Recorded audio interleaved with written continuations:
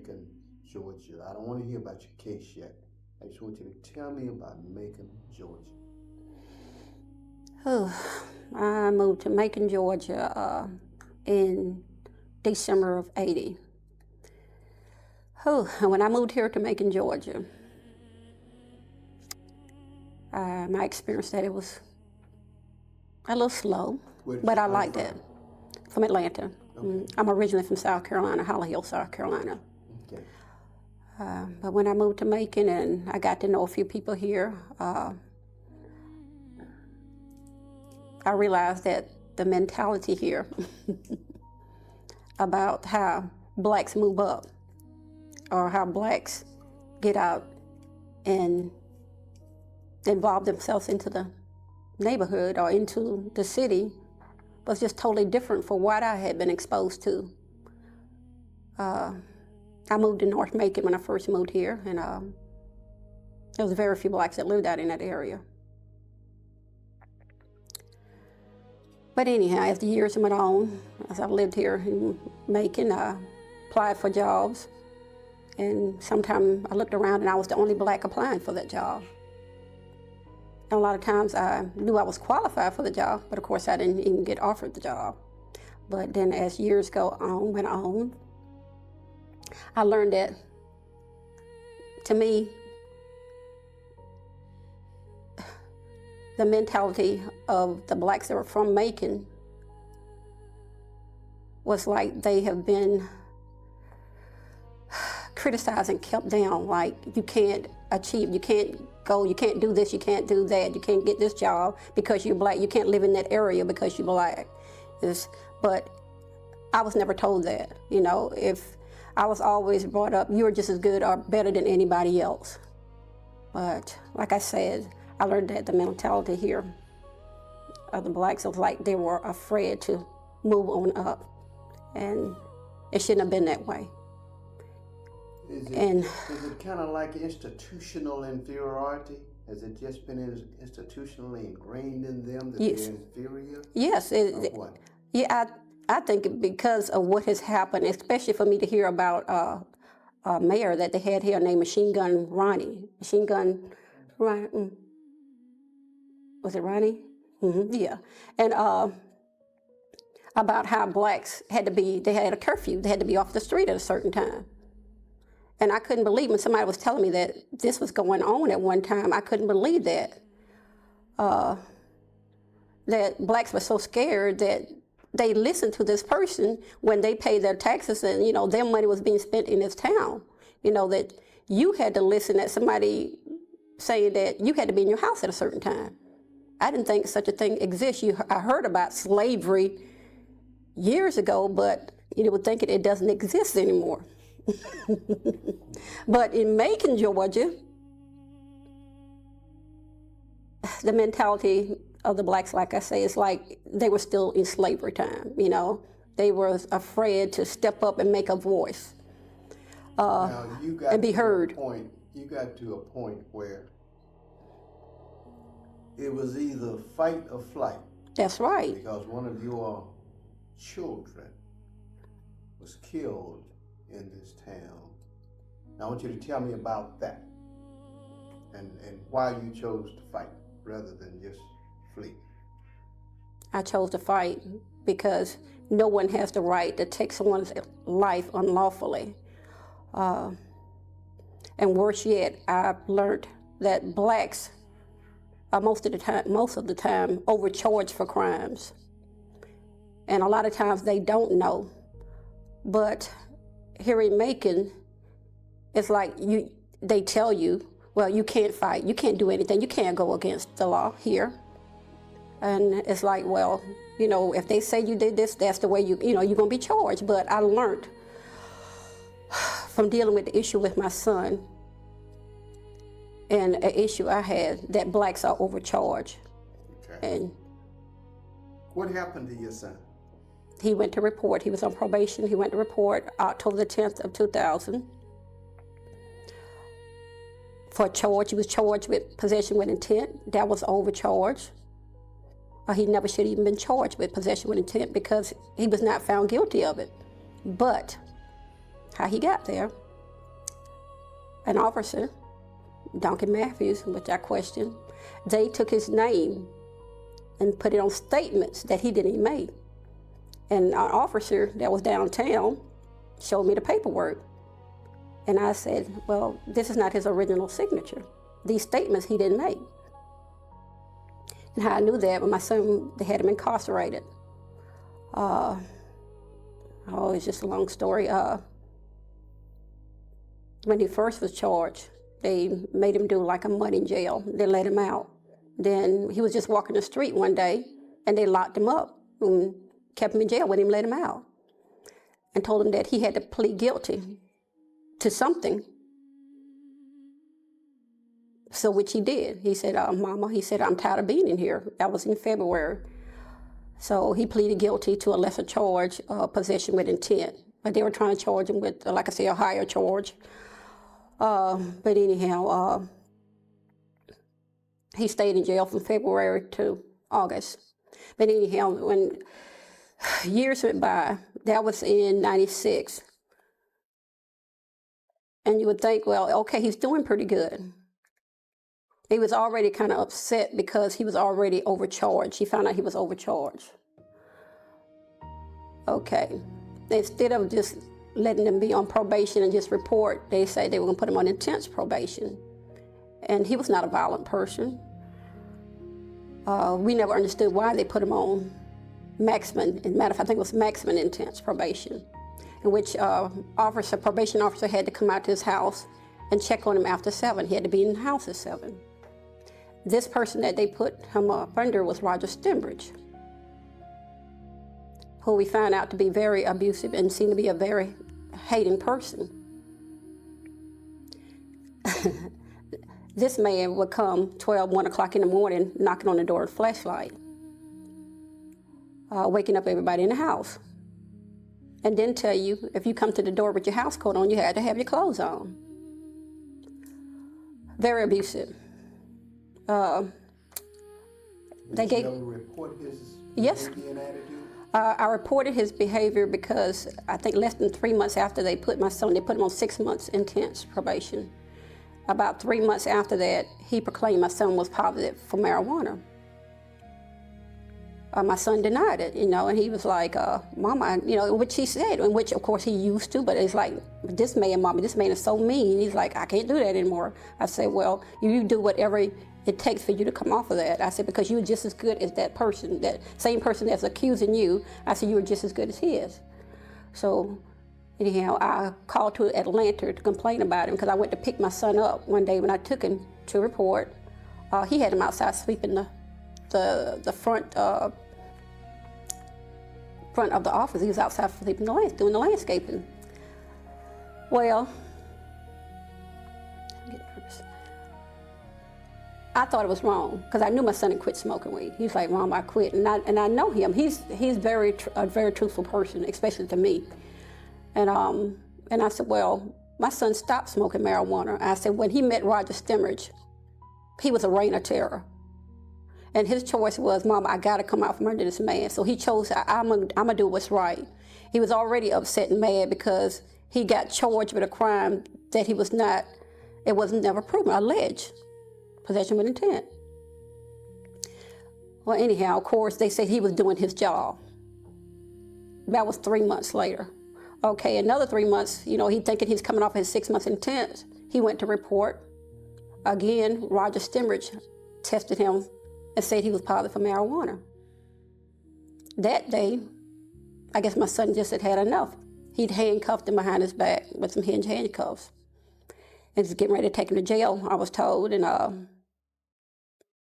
my son took off running, and he and some other officers chased him down to the river. October the 10th of 2000.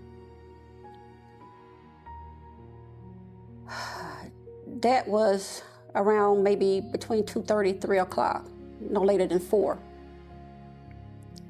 About 6:25, Roger Stembridge came to my door to tell me that my son escaped. He was in handcuffs. He had him handcuffed behind his back, and he escaped.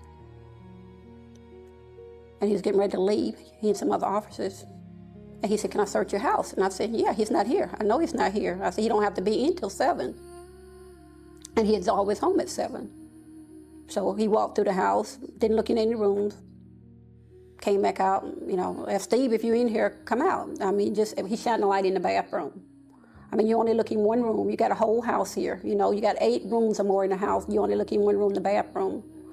And as he was getting ready to leave, he turned back around and told me, well, if he comes home, tell him he got to turn himself in. And he left. Never heard from him again. My other son and I, Craig, my baby boy, we decided to go looking for him. But first I called the department asking had they apprehended him. That was around 7:30. They said no, so Craig and I, my younger son and I, we went out looking for him in the area he said he chased him in, out across from the probation office.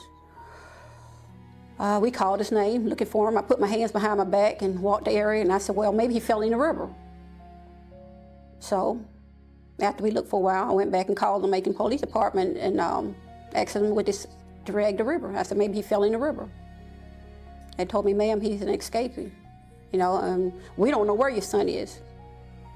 So anyhow, that went on for almost 6 days. We were looking for him, and I asked them to drag the river for almost 6 days with no help. And on the day they treated me like, well, he's an escapee. We don't know where he is. But you chase a young man down to the river in handcuffs, handcuffed behind his back with hinge handcuffs. But you don't put on the news, Lamond Johnson, we chased him down to the river. All of a sudden he disappeared. No media coverage. You don't even come back to the house and ask, well, has he returned? Have anybody seen him? But better yet, it should have been major news coverage because he was in handcuffs down by the river. Gosh. That same week, the body came up. 6 days, we go back. 6 days, like I said, we looked for him. It was Monday, October the 16th. We had been out in the area looking, in the area that they say they chased him in, looking in the river. We happened to see 2 guys in a boat just riding back and forth, looking in that area, in the river. They weren't fishing. I left them out the area and went to the probation office around 4 and asked them, what could you all do a missing person report? Can you put it on, do media coverage? Of course, they denied it. I got home around 6. I got a call from the probation officer. His probation officer, Hurley, called and told me now I can do a missing person report. Within 30 minutes, I got a call and said that my son's body had been found at a river. So I went down to the river. Officer Matthews, David Matthews was there, Lonnie Miley was there, and I said, can I go identify my son? They said, ma'am, how do you notice your son? Go back, especially Lonnie Miley, he's black. They said, you can't go down there. I said, well, you all chased him down to the river. I said, Roger Stembridge. I said, he told my son 3 months early he had a bet on him that he would not make it off intense probation. I said, you tell him he won his bet. That's the probation officer. Roger Stembridge, who has a history of terror. Okay. Especially treating blacks, from what I've been told by a lot of blacks here in Macon, even sad to say, even whites, that he is just, a major reign of terror. And I've told he's murdered other individuals. My son is not the first person that he's murdered. Sad to say, by a captain at the police department, he sat there and told me to my face, ma'am, I was his supervisor in the 90s, late 90s, and he killed another black man. But it made him resign. Okay, it's sad to say, like I say, here it goes again. Here's a black person telling me, okay, I know this man has done wrong. I know he's been treating blacks wrong, but this man is still able to walk around with a badge and a gun. He left the police department and went to the probation department. Still a major reign of terror. From what I told, there's been several blacks that he's murdered and placed weapons on him, pretending, well, I was just protecting myself. But my son wasn't protecting himself. He had handcuffs on. That day the body came up, one of the men that was in that boat that day, he was at the Waffle House and he was talking about what had happened to my son. And coincidentally, somebody that knew us heard it and got in contact with me. And I asked him, would he asked her, could he have him get in contact with me? So anyhow, he had me meet him at the Waffle House. I met him, and he was telling me about how bad it was the day my son was murdered. He said it was so bad, he didn't want to talk to me in depth about it, but he said he was there not only the day that my son was murdered, but he also was there the day that the body came up. He was there, he pulled the body up. The police wasn't telling the truth about how that body was found.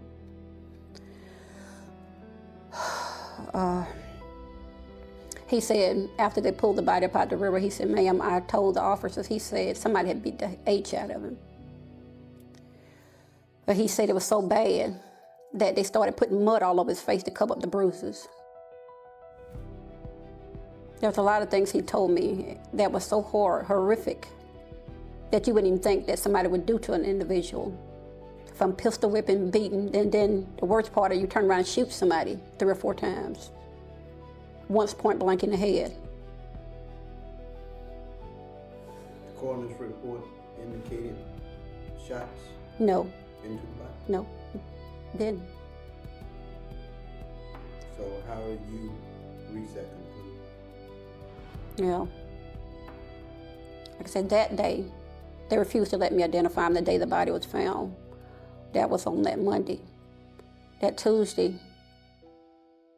I was supposed to be able to go identify the body at the morgue, but Lonnie Miley called me. He told me I couldn't do that. He said they identify him by fingerprints.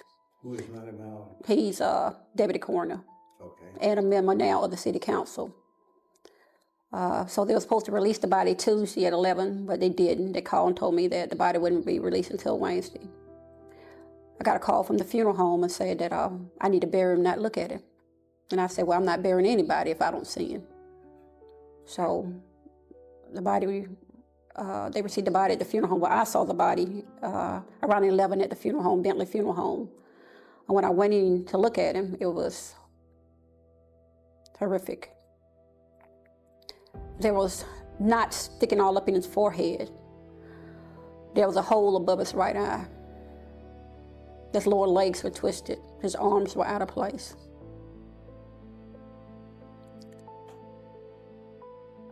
Gosh.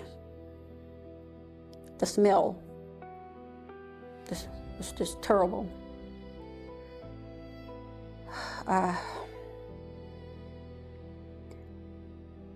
What bothered me more was to sit there and look at him, mutilated like that.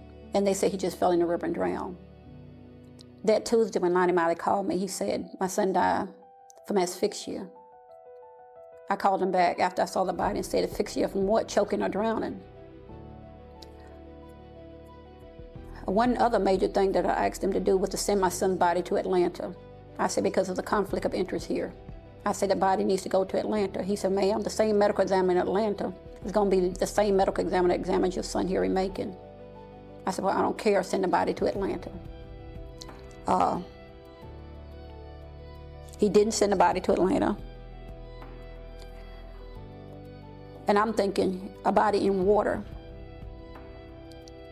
should have been re-examined, but they didn't.